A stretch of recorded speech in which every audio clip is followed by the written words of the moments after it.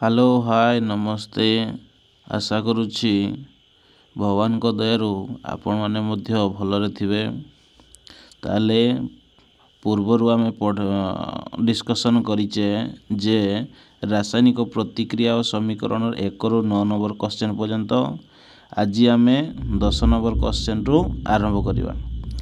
ताले 10 number question कहिछि कोन ना श्वासक्रिया को काहेकि एक ताप उत्पादी रासायनिक प्रतिक्रिया भावरे धरा जाए ताकू बुझेवा पई कहिछि। ताले तार आंसर देखिवा कोन ना बिटवान रे हेबो श्वासक्रिया माध्यम रे आम शरीर जीवकोष गुडिक मध्य रे संचित थिबा ऑक्सीजन सहित रक्त रे थिबा ग्लूकोज रो रासायनिक प्रतिक्रिया घटी अंगारकाम्ल और ताप शक्ति उत्पन्न होई थाए।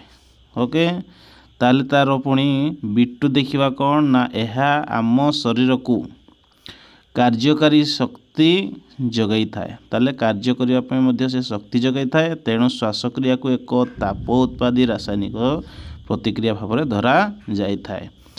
तापर तार जदि आमे समीकरण देखिवा ग्लूकोज को जदि ऑक्सीजन सहित रासायनिक प्रतिक्रिया करिवा ताहले कार्बन डाइऑक्साइड एवं वाटर सहित किछि परिमाणर कौन देव एनर्जी देव। तापर होची 11 नंबर देखिवा विघटन प्रतिक्रिया को काहेकि संश्लेषण प्रतिक्रियार विपरीत बोली कहा जाए तार रासायनिक समीकरण सहित आमे देखिवा। ताले संश्लेषण प्रतिक्रिया रे दुई बा अधिक मौलिक किंबा यौगिक संयुक्त होई एक नूतन यौगिक मध्ये तयारी करथांती। किंतु विघटन प्रतिक्रिया रे गोटिए यौगिक भांगी की दुई रु अधिक मौलिक किंवा यौगिक सृष्टि करती से विपरीत बोली कह जाए। संश्लेषण प्रतिक्रियार विपरीत बोली कह जाए। तो संश्लेषण प्रतिक्रियार जदि आमे देखिबा कोन रिएक्शन देखिबा ताले H2+O2 गिव्स वाटर। प्रतिक्रियार समीकरण जदि देखिबा CaCO3 gives CaO plus CO2। ताले कैल्शियम कार्बोनेट को भांगिले कलिचून एवं कार्बन डाइऑक्साइड गैस बाहर। 12 नंबर क्वेश्चन ताप आलोक किंबा विद्युत शक्ति प्रयोग द्वारा संपादित होता प्रत्येक विघटन प्रतिक्रिया पय रासायनिक समीकरण लिखिबा। ताले ताप प्रयोग द्वारा घटुवा विघटन प्रतिक्रिया होची कोन ना कैल्शियम कार्बन को उत्तप्त कले विघटित होई कैल्शियम ऑक्साइड और कार्बन डाइऑक्साइड रो उत्पन्न होता है।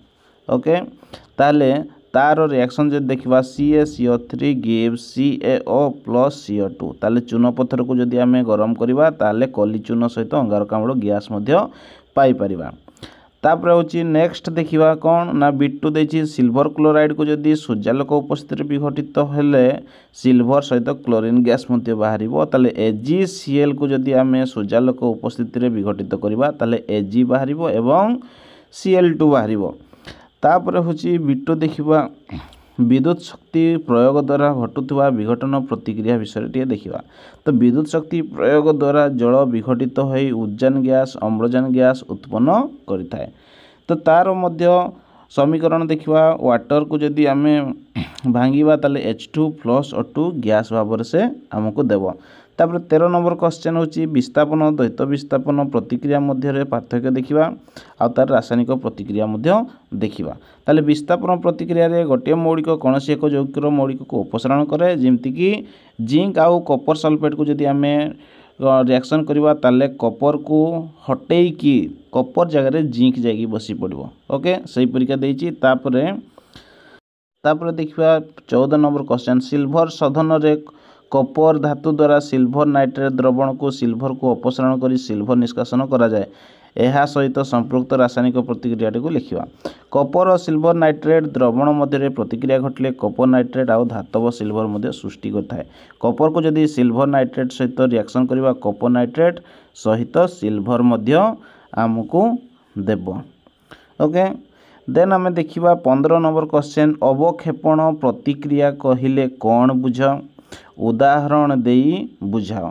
ताले एहार आंसर होची कोन ना प्रथमे देखियो अवक्षेपण प्रतिक्रिया। तो काहेकि द्वैत अधिकांश द्वैत विस्थापन प्रतिक्रिया रे जड़ीय द्रवण रे दुईटी आयनीय यौगिक मध्य प्रतिक्रिया घटी एक अद्रवणीय उत्पादन सृष्टि करता है ताको अवक्षेप बोली कहती। जो रासायनिक प्रतिक्रिया एक अद्रवणीय उत्पाद वा अवक्षेप सृष्टि हुए ताहाको अवक्षेप प्रतिक्रिया बोली कहा जाए। तापर तार उदाहरण देछि सोडियम सल्फेट सहित बेरियम क्लोराइड द्रवण मिसिले यह धड़ा अद्रवणीय पदार्थ सृष्टि होता है। यही पदार्थटी हूँ बेरियम सल्फेट उत्पन्न होता है अद्रवणीय पदार्थ को अवक्षेप करती। ताले जदि वीडियो भल लगी थाए ताले लाइक शेयर सब्सक्राइब करने जमारू भूलंतु नहीं। आपण मानक सांग सहित मध्य ए वीडियो को शेयर करंतु। रहिली जय श्री जगन्नाथ।